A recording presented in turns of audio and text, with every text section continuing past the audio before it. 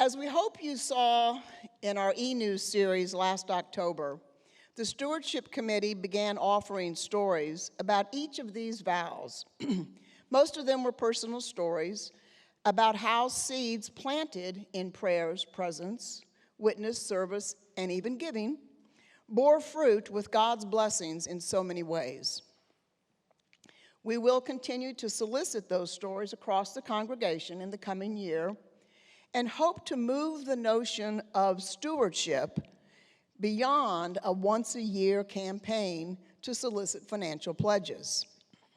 Now, don't get me wrong. The importance of our Harvest Miracle pledge season and the success we had last year can't be understated.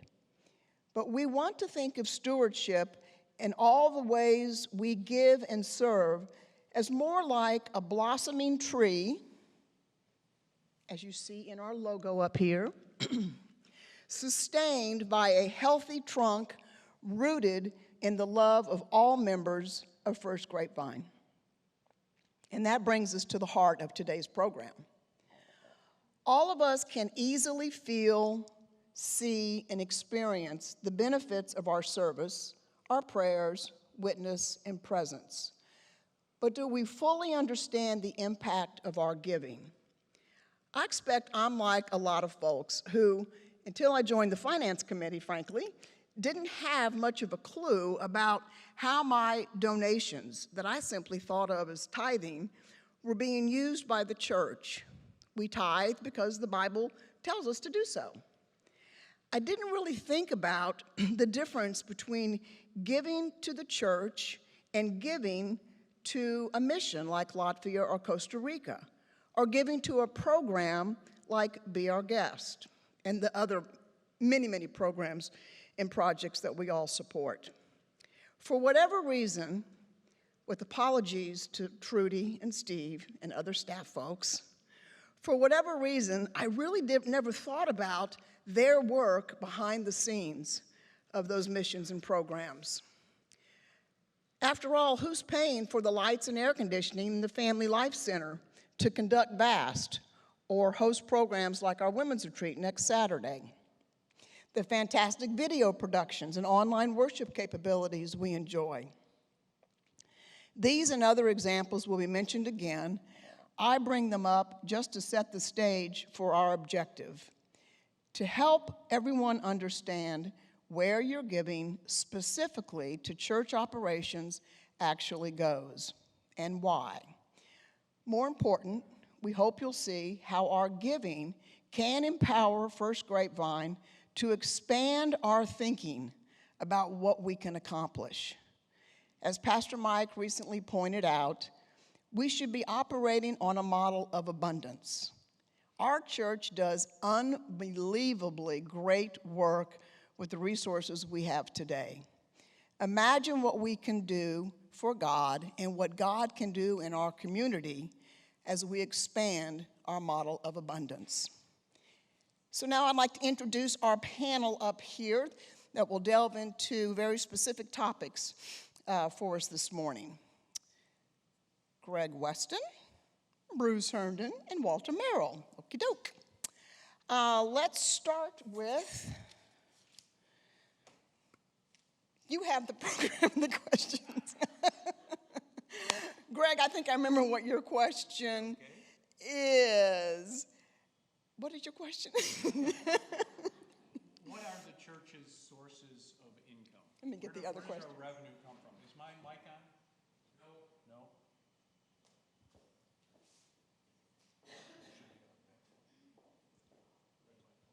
Test. I'm going to trade with Bruce here. Okay. So what are the church's sources of income? We should have a slide up here. Yeah, we do. Okay. Well, actually, our sources of income, it all comes from Steve Allen, our finance guy. He brings in all the money. Prior to me becoming involved in the Stewardship Committee and the Finance Committee, I actually thought that a significant portion of our church's income came from the conference, came from the Central Texas Conference. It wasn't until I learned a lot more that, no, That's not the way it works. In fact, if you look at the slide up here, you are the primary source of our income. You are congregation. You are donors. You are the ones who are responsible for 95% of the church's revenues. There's another slice of that pie up there that shows 5%. That 5% is various fee income. So if you were going to have a wedding here, you can rent the facility, and there's some fees for that. There are fees for other facility rentals. But interestingly enough, the largest category of our fee income comes from the phone companies, the cell phone companies. We actually rent our steeple out, space in our steeple, and we get a nice revenue stream from all of the phone companies because they need those cell towers close by here. So those are the primary sources of our income. And if you look at the various buckets that are up here, you can see 3 of them on here. You see church operations or operating budget, and then you see designated, and then you also see endowment. When we look at the largest bucket, which is church operations, I like to think of that as church operations as the heart of the church. The heart pumps that blood through every other part of our organization, through all of our missions, through all of our ministries. It provides that life-sustaining nourishment.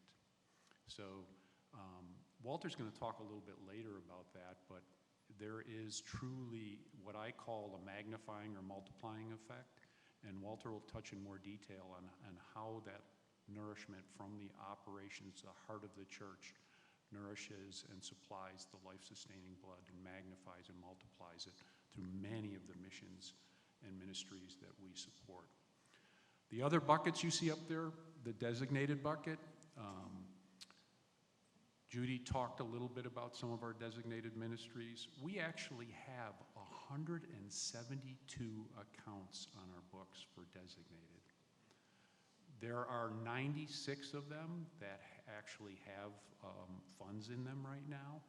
But one of the things that you should be clear on is if you give to the church and you make a designation, the church is good stewards of that. We make sure it goes to that particular designated use that you want it to go to. The third bucket you see up there is the Endowment Fund. Now, I believe we did have a little bit of a learning session on the Endowment Fund, but just as kind of a refresher, the Endowment Fund is for church facilities, church maintenance, upgraded facilities, and we have a specific committee that meets and decides what those funds are used for. One other thing to just step back and be clear on, when you give to the Endowment Fund, that principal is never dipped into. The only thing that is used is the earnings off of what goes into the Endowment Fund. So, in conclusion, your funds, you are the source of our funds. The majority of it goes to church operations. Church operations is really the heart of the church. Thank you. Thanks, Greg. Okay, Mr. Bruce. By the way, we're going to have a time for questions at the end. We hope to entertain any and all questions that any of you have, but just hold those to then if you don't mind. So, Bruce, how does the church know what income to expect each year?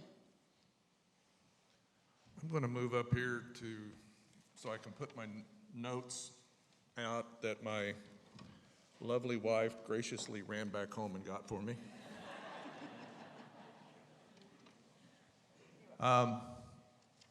Where are we here? Okay, how does the church know what income to expect? Well, as Greg just told you, 95% of our monies come from you. And so we have the wonderful Harvest Miracle campaign like we just had, and we see what our base pledges are. And is there a second slide I'm missing? Let's see. Nope. Well, I'm missing part of the slide. There are three components, in essence, of our receipts of income. There are the pledges, as I just mentioned, that we have an amount from Harvest Miracle, or each year when we run our campaign. And then we have a certain amount of unpledged. There are folks out there that do not pledge, but they are very faithful givers. A lot of the unpledged monies are monies that end up in the offering plate. So if you think past couple of years, we haven't had that offering plate available, and per se, we haven't been passing it. Believe me, Methodists got to pass that offering plate every time we meet, except today, because we want to tell you where it goes. But bottom line, the execution of our programs, how we make those work, is basically based on the funds that we receive. The pledged, the unpledged, and the miscellaneous that Gray referred to, cell tower rental, wedding fees, that type of thing.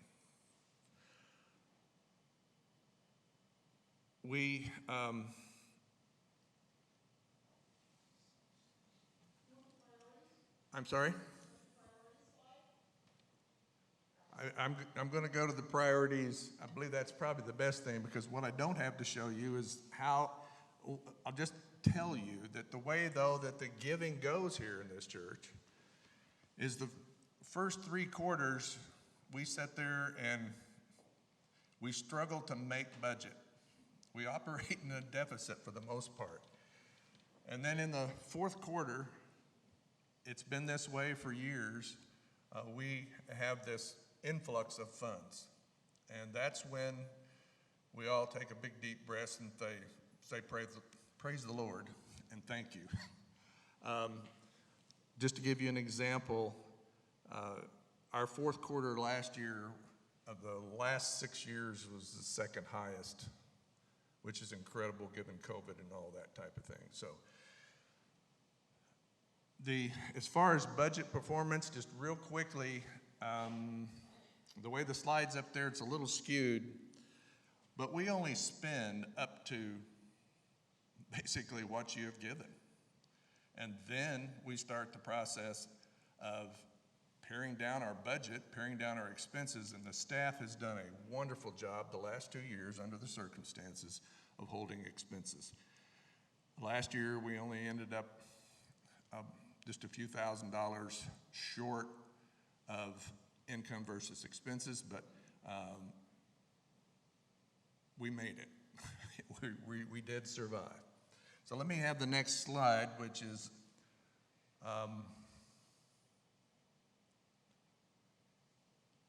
who sets those priorities? Hello? There we go. See all the arrows? See the operating budget? We have 2 very holy people because of all those arrows. Steve and Trudy take all those arrows. They receive input from every ministry department that we have. And those ministry departments tell us what's it going to take for me to operate. Read off some of those because it's hard to see from the... Okay. If you can't see back there, you have the ministerial and program staff, which is because that's our pastors, that's our teen leaders, our children's leaders, etc. You have support staff. You have debt service. You have utilities. I can't see them either with my back turned. You have missions and evangelism. You have media ministry. We have a fantastic media staff here that puts in a lot of hours and produces a lot of wonderful stuff for us. But they submit, each department submits what they believe are required to support the missions and ministries of this church. And then there is some discussion, and we attempt then to match that against our projected incomes, and that's what we operate on. In essence, some of you will remember back in the day when you went into the store and the guy had the cigar box there, and he'd open his cigar box and put a little cash in, or he'd give you the change out of that. We're a cigar box operation. We don't sell anything per se. I'll let Walter tell you what we're going to sell. But we don't make widgets. I can't come to you from the finance department and say, Mike, we got to turn it up. We got to make more chips. We got to make more widgets. We got to do this. We got to do that. We create income. Our income is based on your generosity. So I hope you see how much income we expect is based on your giving, and how we set those priorities is based on what this church needs to do.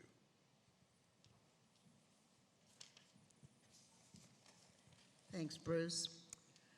There was a lot of discussion to create yet a second beautiful slide that you all missed. I think we'll have to send it out on e-news. We'll send a copy of this PowerPoint. Everyone can, I know, be anxious to download that and take a look at it. So, okay, Walter, we've heard about the impact, we all know that, of our gifts to support the day-to-day operations of the church.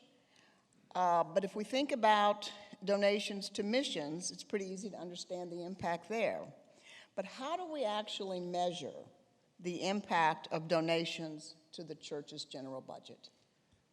Well, it's interesting you should ask. I have a friend who's a Presbyterian minister, and his name is Frank Yates. He's in New Mexico. He was my youth pastor growing up, and he taught me, he said, you know, the church is a saving institution, not a savings institution. So I thought that's a great line as we think about, you know, how do we measure the impact of our operating budget? And it's difficult to know how many lives have been touched. But we have to change our thinking a bit. Those of us that live our lives in business, we all want to know, well, what's my return on investment? What's my productivity? And if you think about productivity from a church's perspective, it really would be how many people are touched, how many souls are saved. Isn't that the business that the church is in, is spreading the word of God, sharing the gospel with his people? That's a difficult measurement, and it's different than we measure in business. In business, we know, oh, how many widgets did I produce? What was my productivity per employee? All of those things are easily measured, and from an operating perspective, it's difficult to measure how many people we touch. But let me give you a few examples, and I want to link some of the things together from stewardship, because you heard earlier, our operating budget really is grown and made more impactful by your volunteer service. So prayers, presence, witness, gifts, and service are all elements of stewardship. So when we think about the operating budget and its impact, I think we should think of it in all of those elements. So we had over 5,000 hours of Sunday school participation. So on an annual basis. So that 5,000 hours of Sunday school participation. And Sunday school is a great example of the multiplier of our budget. If we had to, many of you volunteer to teach Sunday school. If we had to pay our Sunday school teachers the Sunday school wage, a teaching wage, our operating budget for Sunday school would need to be 10 times what our budget is. So your commitment to prayers, presence, gifts, witness, and service tied to Sunday school and leveraging the operating budget delivers a fantastic program. We have great mission programs. As you mentioned earlier, when you have a designated gift, when you say, I want to give money to Weekend Food, or I want to give money to Kenya, that money goes into a specific account dedicated to that, but 100% of that gift goes to that mission because all of the administration of those gifts and the facilities and resources needed to support that program come from the operating budget. So the operating budget, while you won't see a line item for Kenya missions, it supports Kenya missions because it multiplies your gift to that program. We offer a lot of programs in our community.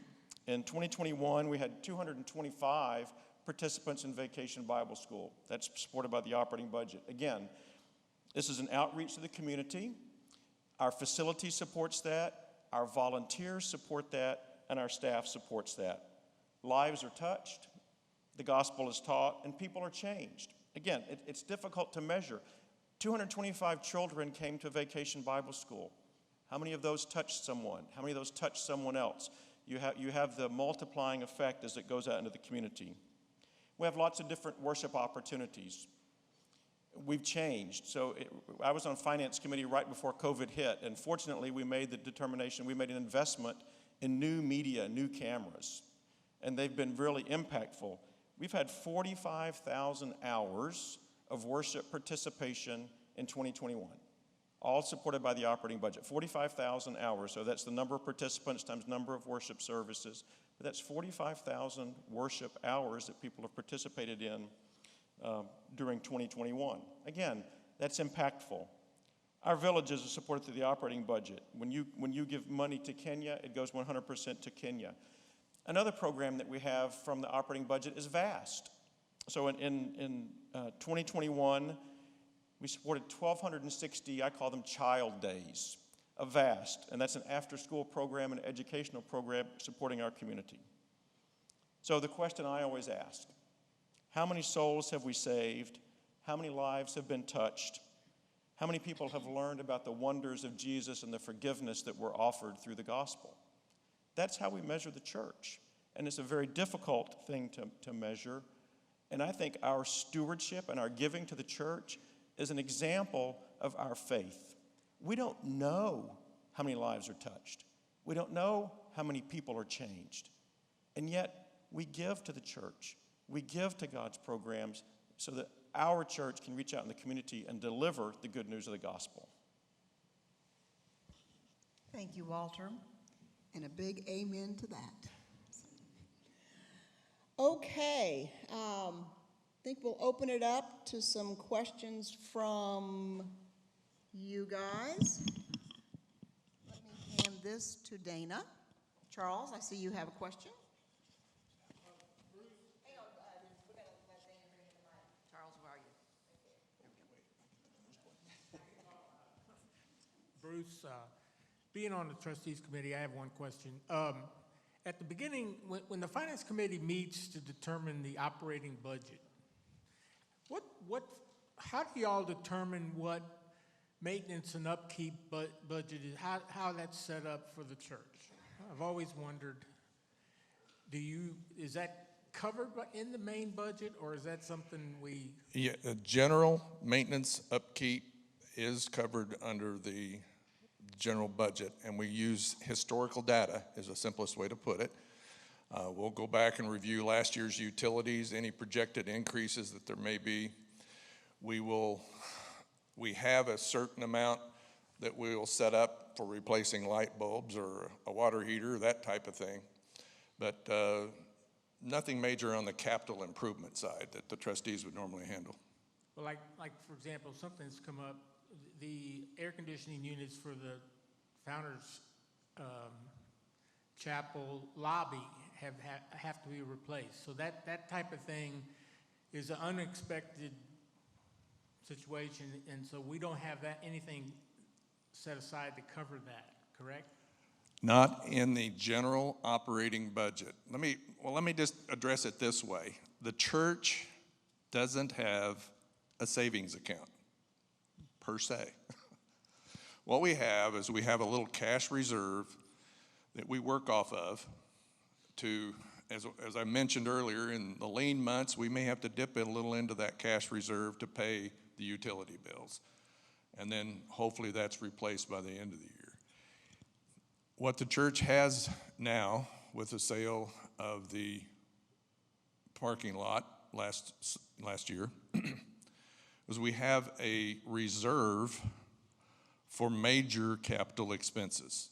So in that case, if an air conditioning goes out, a roof starts leaking, we do now have a capital reserve to work that out of. We also have the Endowment Fund. If the situation presents itself, we have a little reserve there that we can go to the Endowment Fund. And by the way, we don't just go reach in there and grab some money and pull it out. There is a process, and the trustees will tell you there's a lot of paperwork to fill out before you get that money from the endowment fund. They want, it's a complete and from beginning to end process where we have to show where that money goes. So to that extent, Charles, does the church save for lean years? Does the church, there's no formal saving for major occurrences. Does that make sense? More preventative maintenance versus. Preventative maintenance is our primary focus, yes. Thanks, Bruce. Let me just clarify one thing, a couple of things that Bruce was just touching on. So most of you know we sold the parking lot over there, and it gave us a nice payday, but that was a capital project, the parking lot, and the conference, as I understand, has certain rules. So since that money from a capital sale has to be then saved for future capital expenses and projects. So that's a great thing.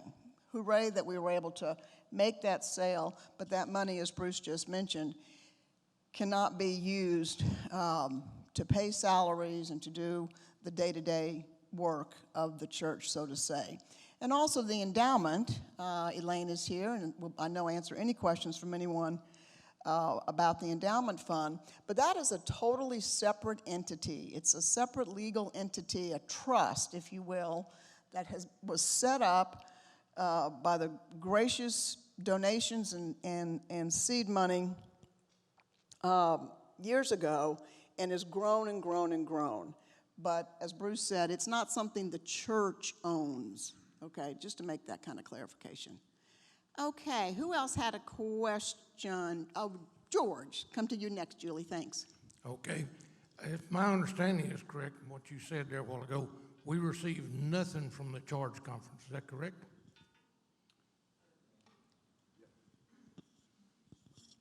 Yes, you are absolutely correct. We do not. Why do we pay these apportionments then? Well, I'm glad you asked the question about apportionments. First of all, let me describe what apportionments are. The apportionment is what we do pay to the Central Texas Conference, and it's a percentage of our budget. If you want to know from last year's numbers, our budget was approximately $90,000. I believe $87,000 is what Steve shared with me. But in actuality, we ended up paying in excess of that. So we paid over 100% of what we were budgeted to pay for our apportionments in 2021. Okay, what do we get out of that? Hey, George, wait, there is some income from apportionments. There's 2 grants we've received for this year. I believe, this off the top of my head, I believe they totaled about $45,000. I'm sorry, $60,000, thank you, that we've received for specific programs from the conference. So there is some programmatic funds that come into the church from the conference. Okay, Yeah, the Central Texas Conference has their missions and ministries, and the apportionments that we pay to them are used so they can go out and do their ministry and mission work, as well as they have operations to obviously support the bishop and their staff. So there's a lot of good uses for those funds. I kind of think of the apportionments as our tithing to the Central Texas Conference. just one more question. Sure. On the designated funds, due to the fact that it takes time and everything for Trudy and everybody to take care of those, can there anybody, a portion of that, say 5% or whatever, be used for that? A portion of the oh, I see what you're saying. Operating. Yeah, no, that's a valid question. As we talked earlier, the church operations or the operations budget, without that, the other stuff doesn't exist. And I understand what your question is, and I don't know if there's a way to look back at that and say, and I guess I would equate that with, so there are sometimes when you go to make a donation and you do it via your credit card, where they come back to you and they say, well, can you cover the credit card fees of 2% to do that? That's an excellent question, and to be honest with you, I don't know what the process would be in order to do something like that. But I'll let Judy see if she can shed some additional light on that. Steve, tell me if I'm wrong, but we cannot go back on any current designated funds without getting the express permission from every donor to that fund. We cannot go back to those designated funds and say, do you mind if we pull 5% from Be Our Guest or whatever, pick your program. However, I will acknowledge that there is conversation that comes up time and again on Finance Committee and so forth about making that election that Greg just mentioned. When you're making a donation to a program or mission, you can also specify in the memo or whatever, by the way, I would like 5% of this donation to be designated to church operations, church staff, or whatever.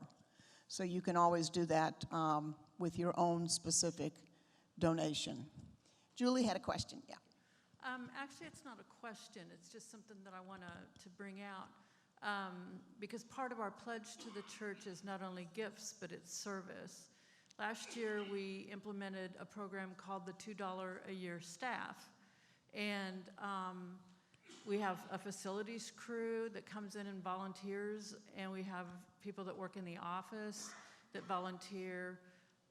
That has saved the operating budget at least $100,000 a year, because we have two positions that we have not had to fill because we're using volunteers who are giving of their service. And so when you hear about the $2 a year staff, I just want people to understand that is another way of giving back to the church by volunteering your time and services to the church. Thanks, Julie. And yeah, that's an overwhelmingly important aspect to stewardship. So thanks for mentioning that. Is there a place where we can see what the church is spending? Is it like online? Great question. Walter, you want to take that? You can see the church budget. Bruce and the Finance Committee meet once a month. That is an open meeting if you want to attend. Bring your calculator with you. I would encourage you if you do. And I've been on Finance Committee several times. It is a very good discussion, and I will share with you, it's a different discussion than I have in business. And you can see that, and you can also get a copy of the church budget by contacting the church office. So if you want to see what the church budget is, what the proposed income and proposed spending are, but I will tell you that proposed spending and income and expense is adjusted every month. And it's adjusted in a prayerful manner, in a different manner than you do in a business setting. But the basis of your question, I think, is very good. And I would mention that the church has invested in a next generation software platform called Shelby Next. Many of you in here, I know, are involved in committees helping to implement that. Bruce, so you love Shelby Next. You love the next, he does. I do. But one of the aspects to Shelby Next will be an enhanced ability to track service hours and to recognize those elements of our stewardship, and hopefully to also bring more information, more detail to the congregation. Is that fair, Steve? He's nodding. He said yes. Thank you very much. He would correct me, I'm sure. So, who else has a question? And I would like to add one thing. The Finance Committee is looking into, I did hear the word online.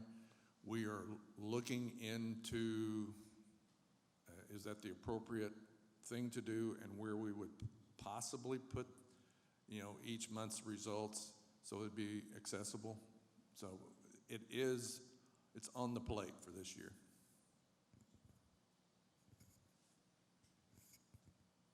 Okay. Any other questions out there? Cindy?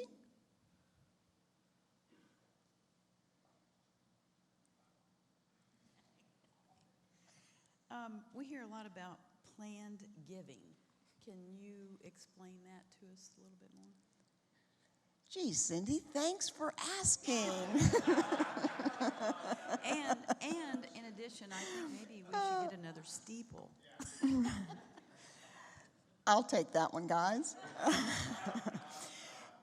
We usually think of a planned gift as something that someone has planned to give at the end of their life through their estate plan and so forth. So very often, members obviously pass and their family will leave a gift, we consider that a planned gift, to the church, operations, to the endowment, or to a designated gift. There are also quote-unquote planned gifts that are very advantageous for tax purposes that many of us can take advantage of throughout the year. You've had a huge windfall in GameStop stock. Okay, those of you that had that big run-up in GameStop last year would have had an opportunity to donate that stock and avoid the huge capital gain tax. So you can donate stock to the church, and you get to take that as a tax deduction. That's a good thing. Those of you that are taking your required minimum distributions that Uncle Sam wants us to take from our retirement accounts when we turn 72, if you are fortunate enough not to really need those donations, Uncle Sam says you're taking them anyway. Well, the tax code changed a few years ago so that instead of counting those distributions as income that you pay full tax on, you just send those contributions directly to the church, and you get the full charitable donation instead of taxation on those things. So those are the kind of examples of some planned giving. Steve is very fluent in this. I'd be happy to answer questions, but we welcome those gifts both to the church budget as well as the endowment and designated programs. Anything else? And we can designate, you said, where that goes also, is that right? Yes. That was not part of what you were supposed to ask, Cindy Sue. You ad-libbed, okay. If there are no other questions, I'm going to ask Pastor Mike to wrap us up. I know you'll be surprised to know he has a few thoughts of his own around this subject. So thank you, Mike. Thank you very much. Thank you, certainly all of you all for sharing so well, answering questions maybe, and helping you understand about giving in our church.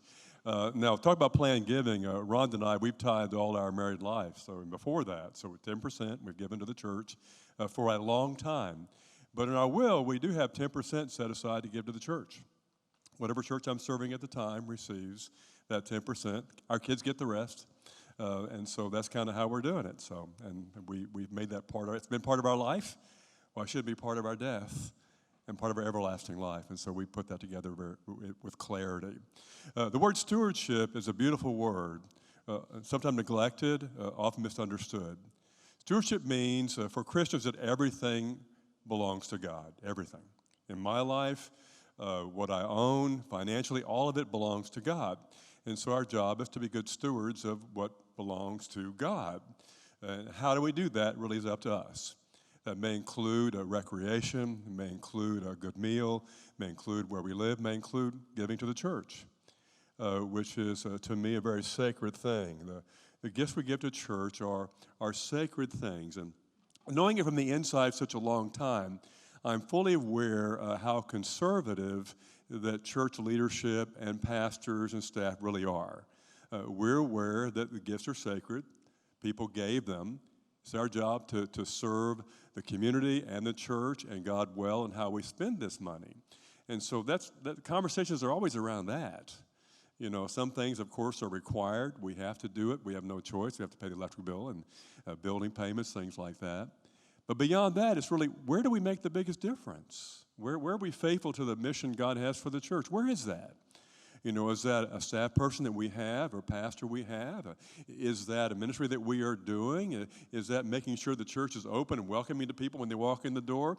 And so those are always the valuation we have about your gifts.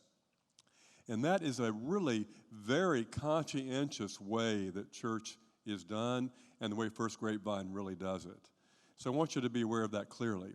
When I became a pastor as a young man the first time, Rhonda and I had already been tithing. We'd always done that.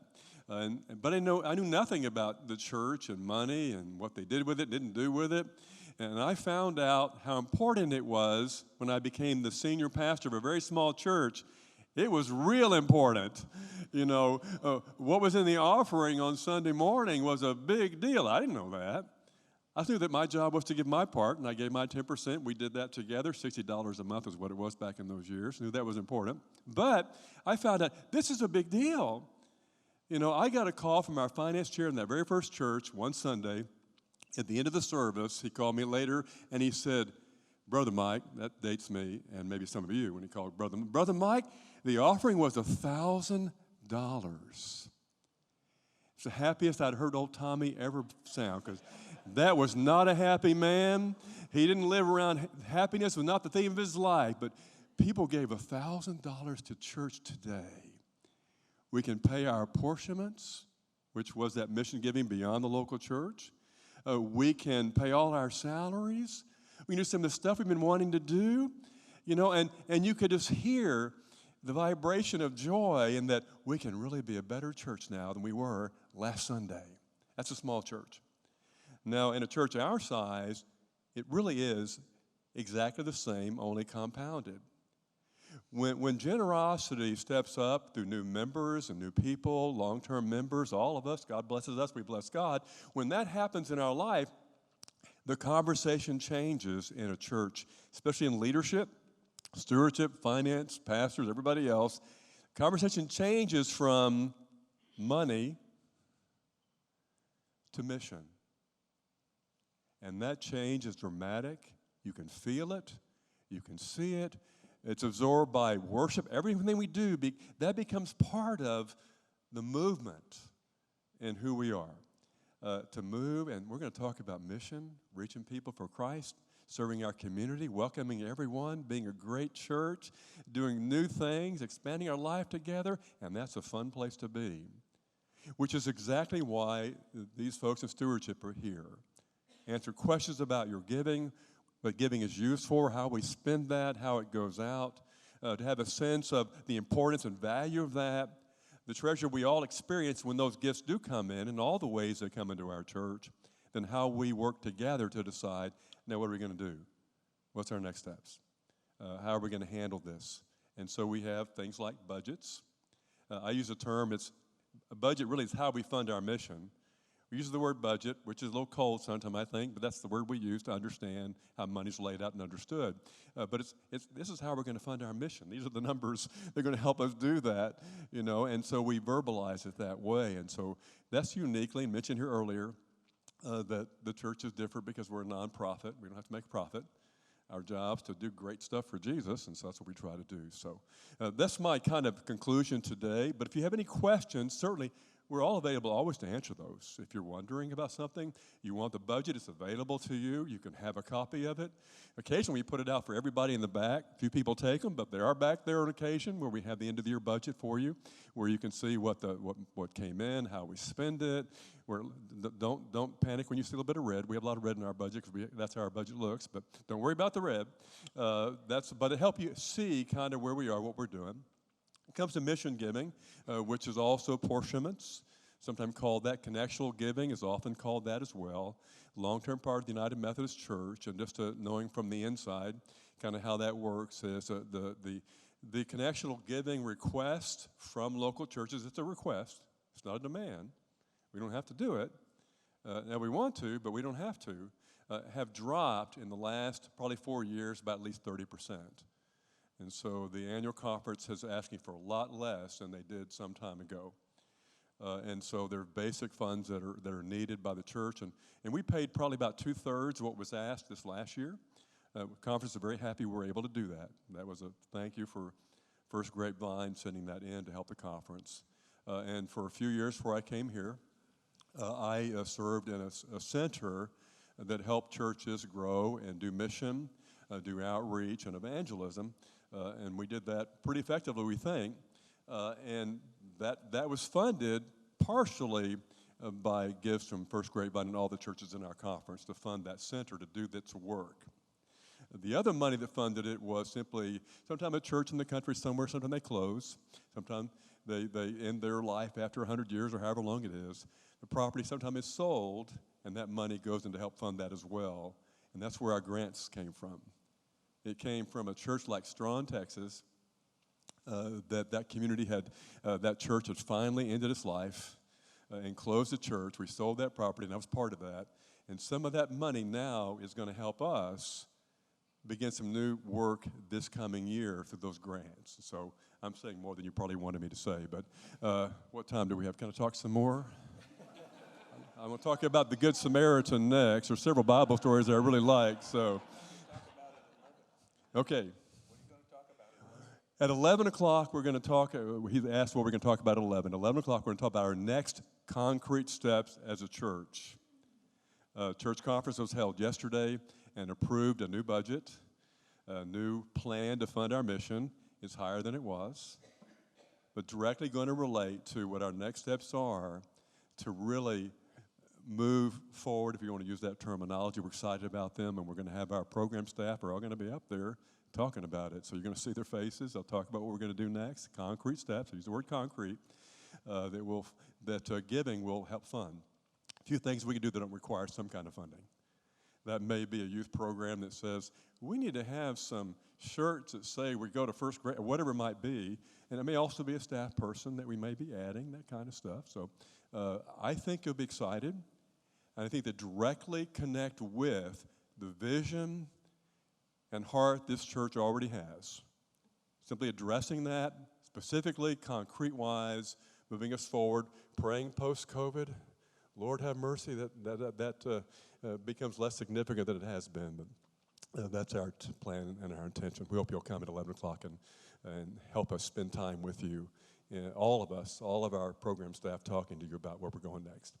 Any other thing I need to say that I haven't said? No, but I'm going to ask Steve to pray us out. Steve Allen, it was my snafu that I was supposed to have Steve come up and open us in prayer. And as you saw, I didn't have my program, so I got all mixed up. But Steve, of course, is our business administrator. He's the wizard behind the curtain that makes all of this happen. He's a great guy. And Steve, if you would you come up and close us in prayer this morning? Thank you, Judy. Can you hear me? All right. Well, I'm excited what the Lord's doing in the life of our church. And I thank you for the opportunity to pray us out and just encourage us all to see what God's doing in each of our lives, our families' lives, and how we can continue to further God's kingdom here in our community. So let us pray. Dear Lord, just want to thank you for who you are, for being here with us, and just for all that you have done in our church and all that you are doing and will do. We thank you for that. We thank you for the generosity of all of those that are here and those that can't be here with us. We just ask that you continue to give us the strength and wisdom and guidance on how to best use our times, talents, prayers, and other things that are part of our stewardship experience with you. Draw us closer to you, just strengthen us, and just let us be good witnesses for you in our community. In Jesus' name we pray. Amen.